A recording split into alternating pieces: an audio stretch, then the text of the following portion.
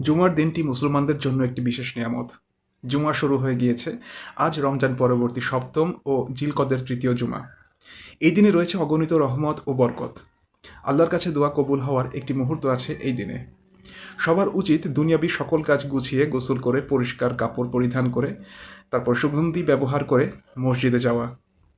আগে আগে মসজিদে গিয়ে বেশি বেশি নফল নামাজ পড়া, খুতবা মনোযোগ দিয়ে শোনা এবং অযথা কথা বলা থেকে বিরত থাকা। এবার আসা যাক কিছু গুরুত্বপূর্ণ আমল নিয়ে, যা একেবারে না করলেই নয়। এই দিনে সূরা কাহাফ তিলাওয়াত করা অত্যন্ত গুরুত্বপূর্ণ একটি আমল।